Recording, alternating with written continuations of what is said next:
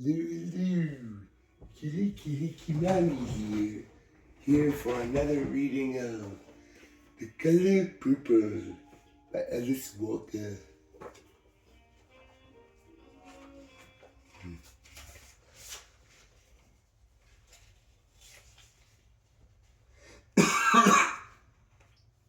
Dear God, they have made 3 babies together, but he screams about giving her a bath.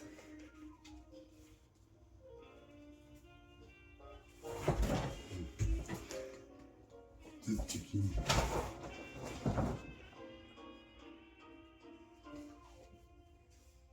Maybe he figured he'd start thinking about things he shouldn't. But what about me? First time I got the full sight of Sugar Avery's long, black body with its black plum nipples looked like her mouth. I thought I had turned into a man.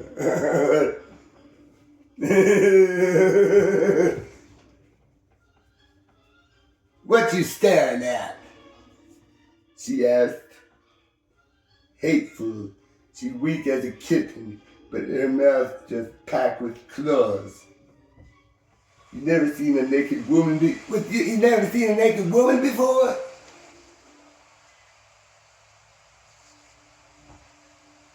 No, ma'am, I said. I never did, except for Sophia. And she's so plump and ruddy and crazy, she feels like my sister.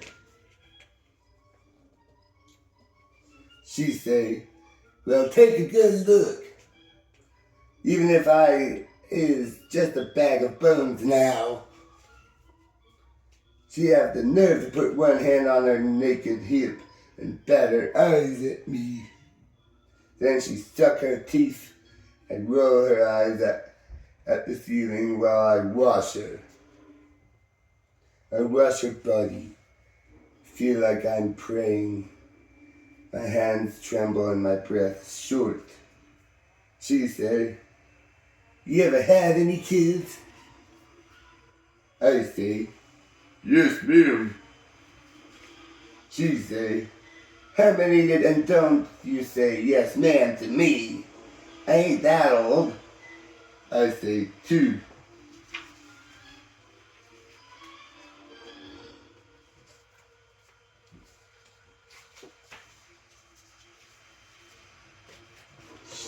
She asked me where they is. I say, I don't know. She looked at me funny. My kids were with their grandma.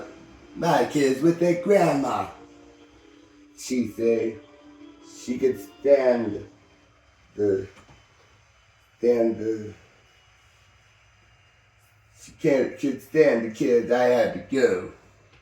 You miss him? I asked. Nah, she say. I don't miss nothing. Dear good. I asked Sugar Avery what she want for breakfast. She say, what y'all got? I say, ham, grits, eggs, biscuits, coffee, sweet milk with buttermilk, flapjacks, jelly, and jam. She say, is that all? What about orange juice, grapefruit, strawberries, and cream? Tea! I don't want none of your damn food. I don't want none of your damn food. She say, just give me a cup of coffee and hand me my cigarettes. I don't argue. I get the coffee and light her cigarette. She wearing a long white gown and her thin black hand stretching out of it to hold the white cigarette. Just looked just right. Something about it. Maybe the little tender veins I see and the big ones I try not to make me scared. I feel like something pushing me forward. If I don't watch out, I'll have hold of her hand, placing her fingers in my mouth. Can I sit in here and eat with you? I asked. She shrugged. She's busy looking at a magazine. White women in it laughing, holding their beads out on one finger, dancing on top of motor cars, jumping into fountains. She flipped the pages, looked dissatisfied. Reminded me of a child trying to get something out of a toy. It can't work yet. She'd drink her coffee, puff on her cigarette, and bite into a big juicy piece of home-cured ham. You can smell this ham for a mile while you're cooking it. It perfume up her little room with no trouble at all. I lavish butter on a hot biscuit, sort of wave about it. I sop up ham gravy and splush my eggs in with my grits. She blew more and more smoke. She looked down in her coffee like maybe it's something solid at the bottom. Finally she say, "Silly, I could just drink that glass of water. And this here by the bed ain't fresh." She hold out her glass. I put my plate down on the card table by the bed. I go dip her some water. I come back, pick up my plate. Look like a little mouse been nibbling the biscuit. A rat run off with the ham. She act like nothing happened. Begin to complain about being tired. Goes on off to sleep. Mister asked me how I got her to eat. I say, nobody can stand to smell a home-cured ham without tasting it. If they did, they got a chance. Maybe. Mr. laughed.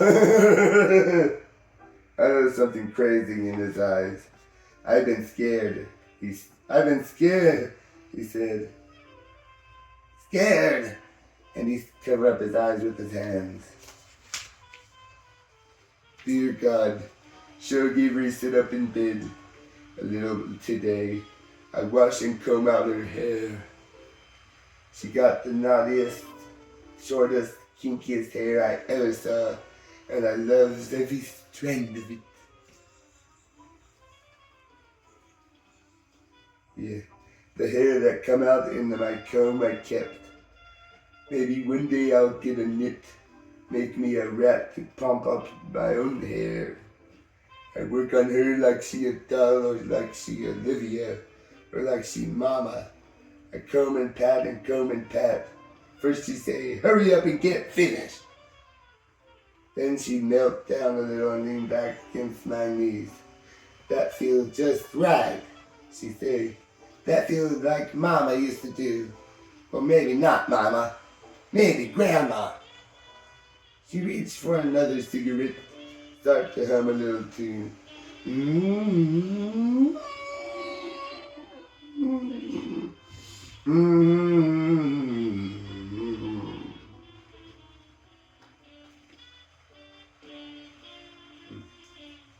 "What that song?" I asked.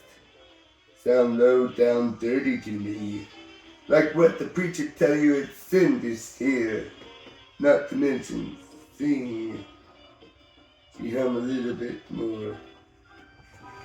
Mm-hmm. "Something come to me," she said. "Something I made up. Something you helped scratch out my head."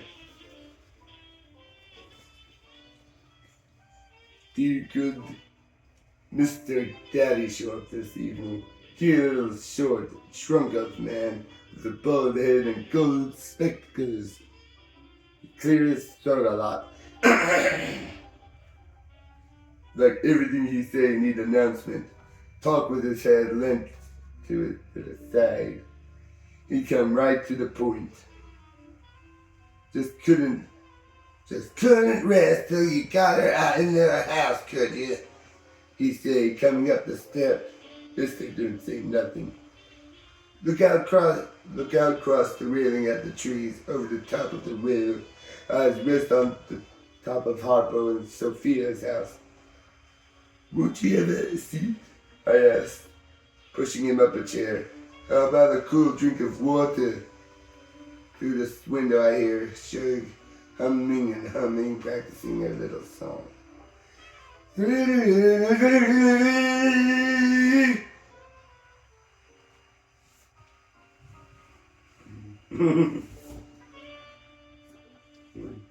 I sneak back to her room and shut the door.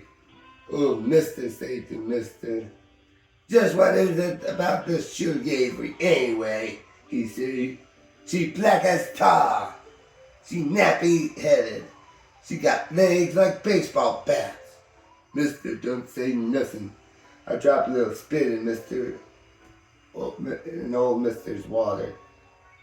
Why, say, old mister. She ain't even clean. I hear she got the nasty woman disease. I twirl the spit around with my finger. I think about ground glass. Wonder how you grind it. But I don't think he'll mad at all, just interest. Mister turned his head slow, watch his daddy drink. She then say real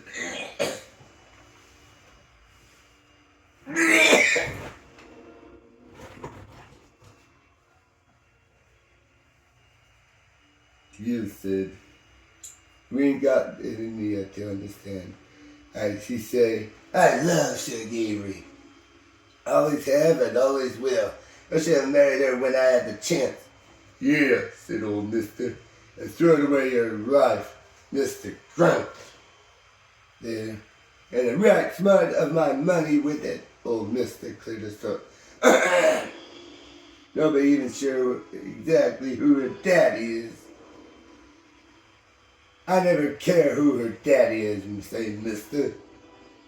And her mammy taking white people dirty clothes to this day. Plus all their children got different daddies. It ain't just too trifling and confused. Well, said mister, and turned face full on his daddy. All Suge Avery children got the same daddy. I vouch for that. Old mister cleared his throat. Well, this is my house. This is my land. Your boy Harpo in one of my houses. On my land. Weeds come up on my land. I chop 'em up. Trash blow over it. I burn it. He rise to go. Hand me this glass. Next time he comes, I put a little Suge Avery pee in his glass.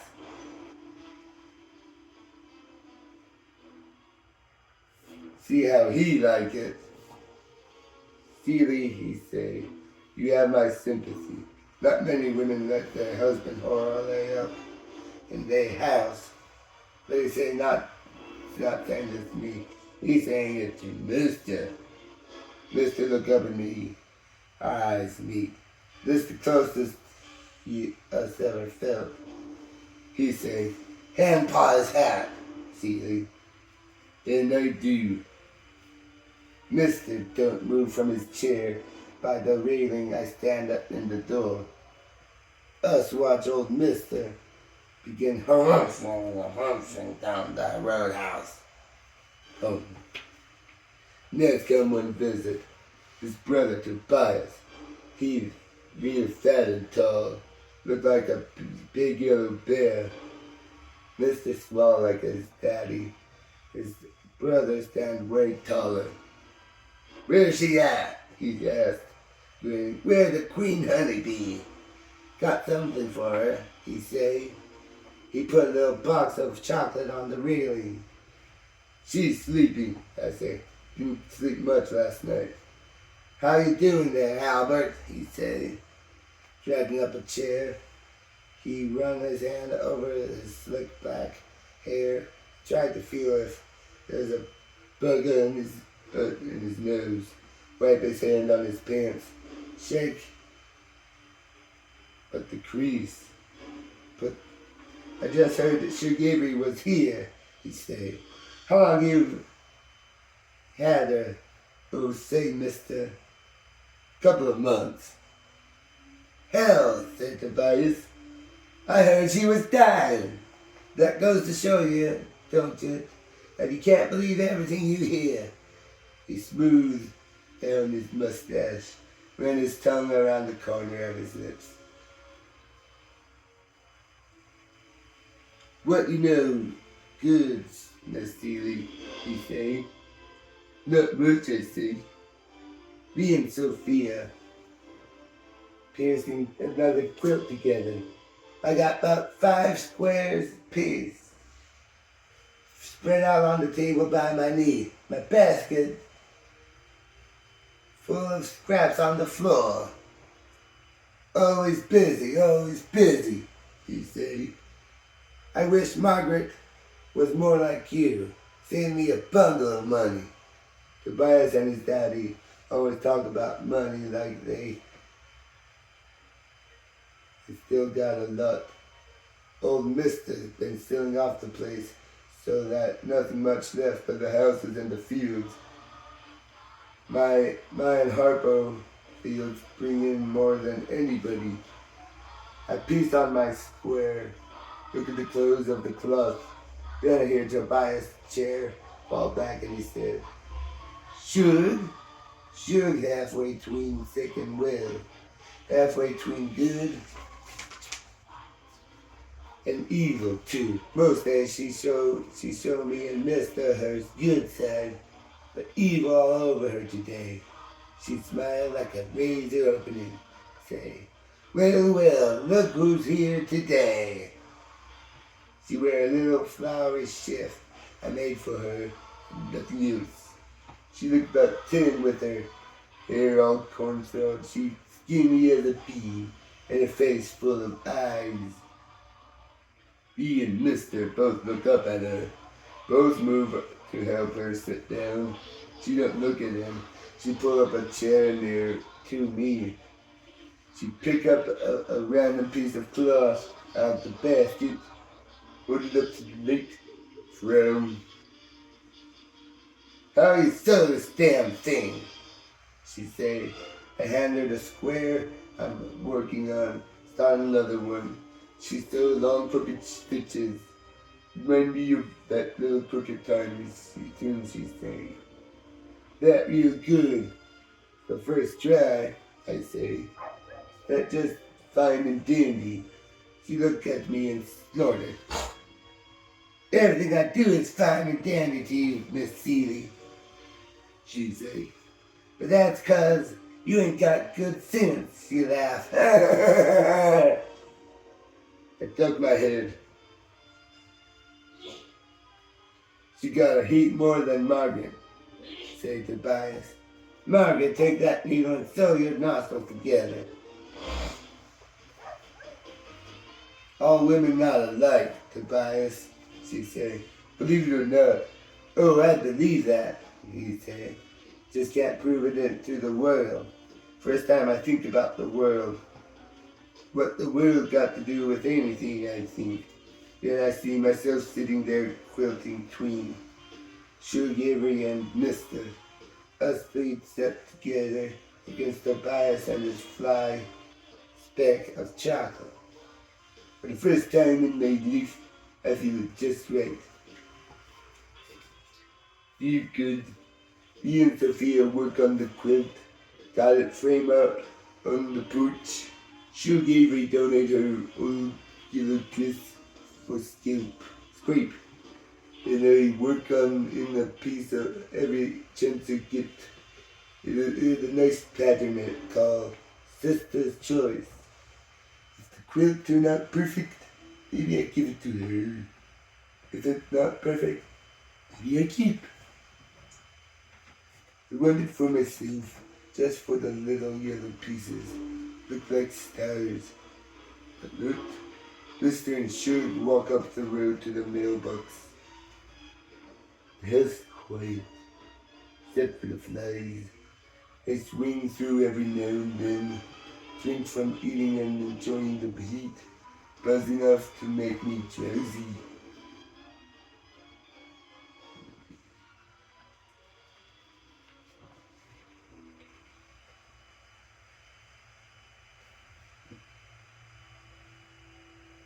Sophia looked like something on her mind. She just not sure what.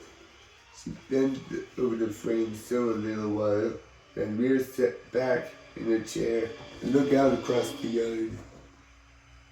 Finally she rested her knee to say, "Why do people eat, Miss Seeley? Tell me that." "To stay alive, I say." "What use?" "'Cause some folks eat 'cause food tastes good to them. Some is gluttons. They love to feel their mouths work." "Then the only reason he can think of?" she asked. "Though sometimes it might be a case of being undernourished, say." She mused. "He not undernourished," she said. "Who ain't?" I asked. "Harpo," she said.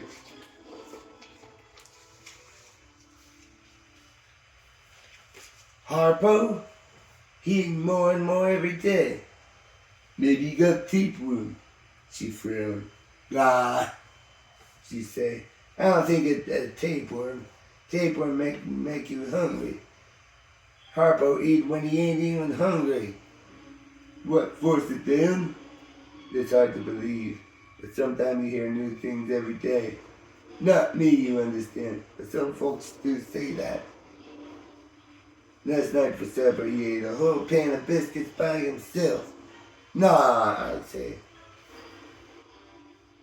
"He sure did, and had 2 big glasses of buttermilk along with it. This was after supper was over, too. I was giving the children their baths, getting them ready for dinner. Ready for bed, he's supposed to be washing the dishes. Instead of washing plates, he cleaned them with his mouth. Well, maybe he was extra hungry. He always been working hard." "Not that hard," she said. "And this morning for breakfast, darn if he didn't have 6 eggs. After all, that's what he looked too sick to walk. When us got to the field, I thought he was going to faint." If Sophia say darn something wrong, maybe he don't want to wash dishes, I say. "His dad never washed a dish in his life." "You reckon?" she say. He seemed so much to love it. To tell the truth, he loved the part of housekeeping a heap more than me. I'd rather be out in the fields or fooling with the animals, even chopping wood. But he loved cooking and cleaning and doing little things around the house. "He sure is a good cook," I say. Big surprise to me that he knew anything about it. "He never kept so much as an egg when he lived with me." "I bet he wanted to," she said. "It seemed so natural to him. But mister, you know how he is." "Oh, he all right," I say. "Feeling yourself, Miss Seeley?" Sophia asked. "I mean, he all right in some things, but not in others." "Oh," she said. "Anyway, next time he come here, notice if he eat anything." Notice what he eat, all right. First thing coming up the steps, I give him a close look. He's still skinny, but about half Sophia's size. But still you see a little pot beginning under his overalls. "What you got to eat, Miss Seeley?" he say, going straight to the warmer and piece of fried chicken. Then to the safe or a slice of blackberry pie. Stand by the table and munch, munch. "You got any sweet milk?" I asked. "Got clabber," I say. He said, "Well, I love clabber." And dip him out some. "Sophia must not be feeding you," I say. "Why you say that?" he asked with his mouth full. "Well, not that long after dinner, and here he was hungry again. He don't see nothing. Eat." Of course, I say, supper time not too far off either. About these 4 hours. He rummaged through the drawer for a spoon to eat. The flabber with. You see a slice of cornbread on the shelf back on the stove. You grab it and crumble it into the glass. Let's go back out on the porch, and he put his foot up on the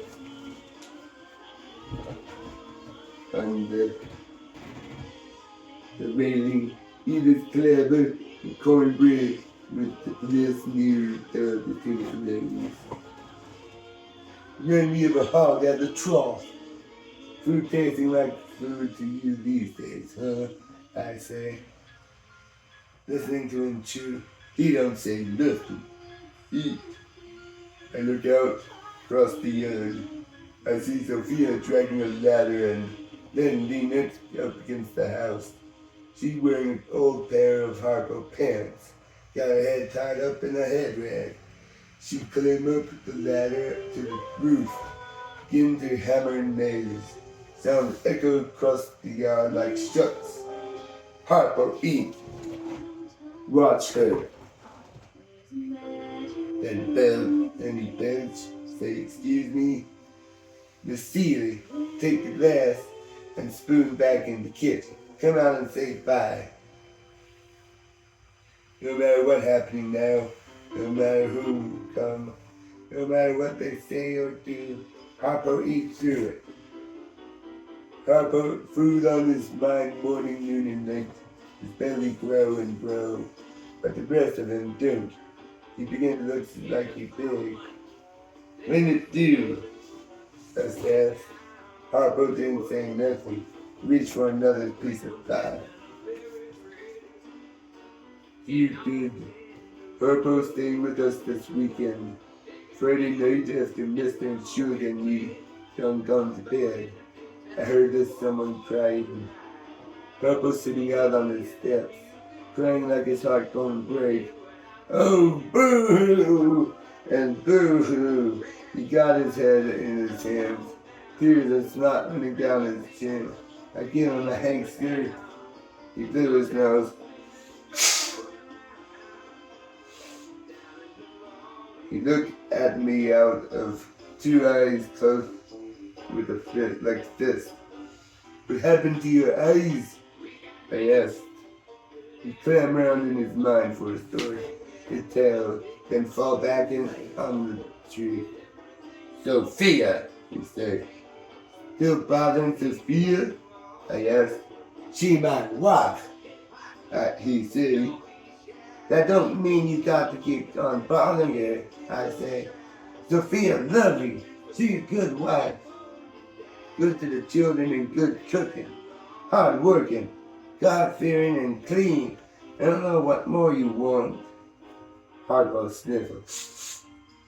I want her to do what I say like you do for Papa. Oh Lord, I say. When Pop told you to do something, you do what he say. When he'd say not to, you don't. You don't do what he say. He beat you.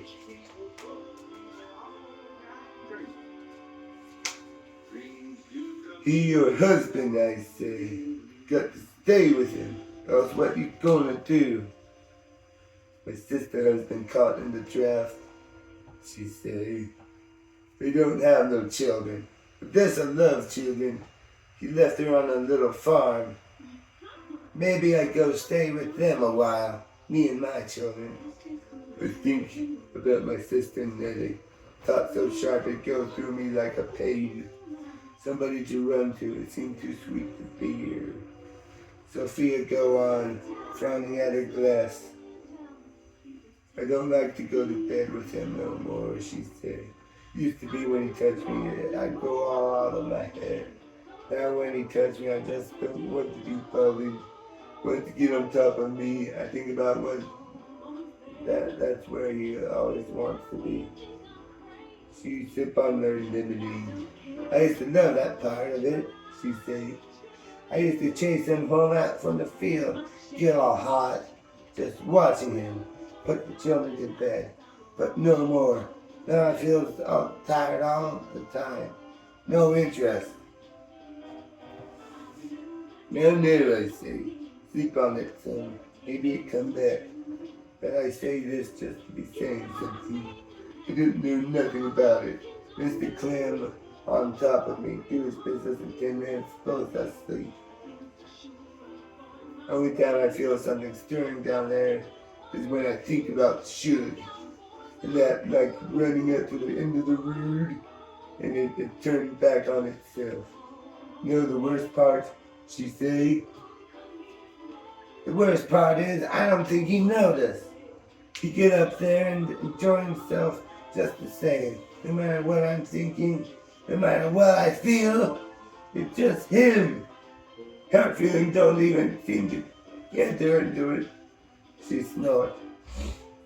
The fact he can do it like that make me want to kill him. Us look up at the path of the house, see Shug and Mr. sitting on the steps. He reach over and pick something out of her hair. I don't know, said Sophia. Maybe I don't go. Maybe I won't go. Deep down I still love Harpo. But he just makes me real tired. She yawned out. I need a vacation, she said. Then she'd go back to the wood pile and start making some more shingles for the roof. Dear good. Sophia is right about her sisters. They are big, strong, healthy girls. Look like Amazons. They come early one morning in the 2 wagons to pick up Sophia up. She don't have much to take her. And the clothes children's clothes. A mattress she made last winter. Looking glass and a rocking chair. The children. Harpo sit on the steps acting like he don't care. He making a net for steaming fish. He look out toward the creek every once in a while and whistle a little tune.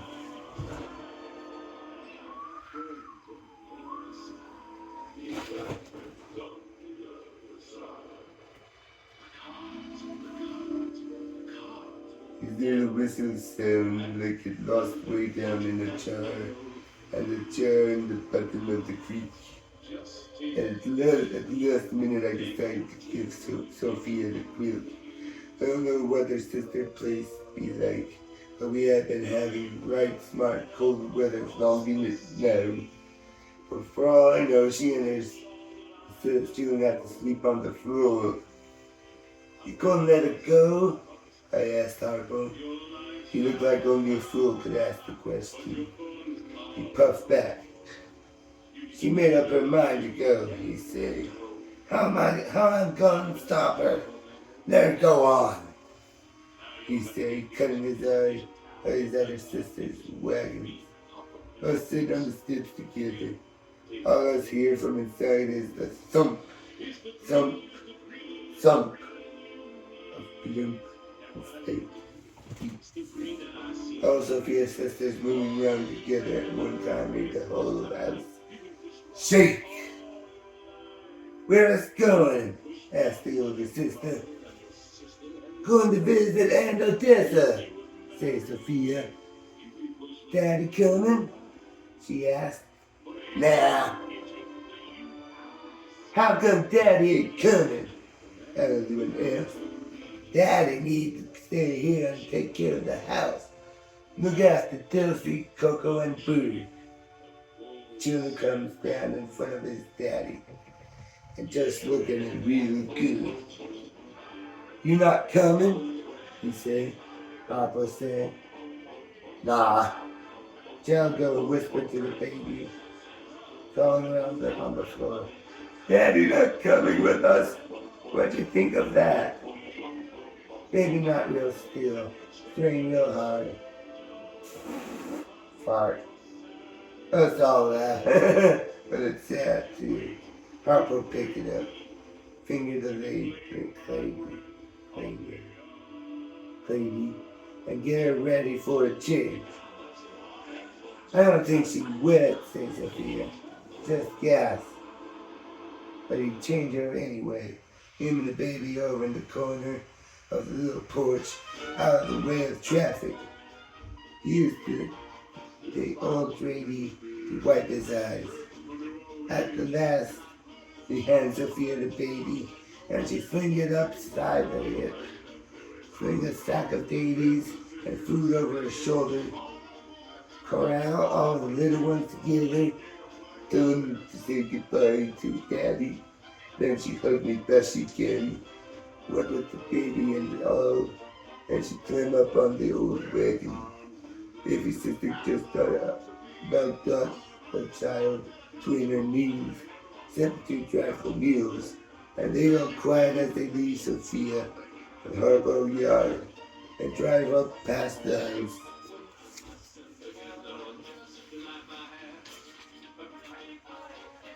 Dear gods, Sophia gone 6 months. Harbour act like a different man. Used to be a homebody, now all the time in the road. They asked him what's going on, he said. Miss Seeley, I done learned a few things.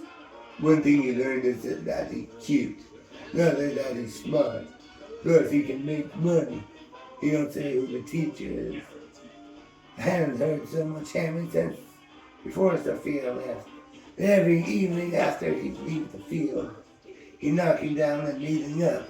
Sometimes his friend Swain come by to help. The two of them work to get on into the night. Mister has to call down up to tell them to shut up the racket. What you building? I asked. Juke joint, you say.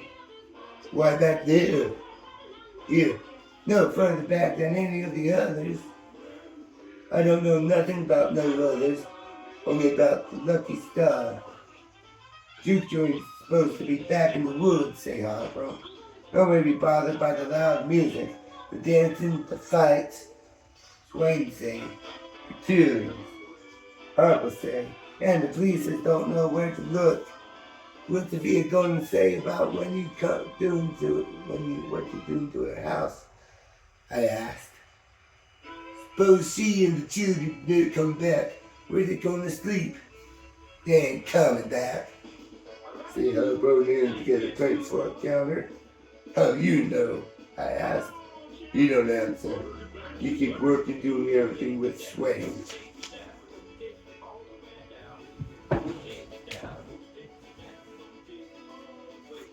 Yeah.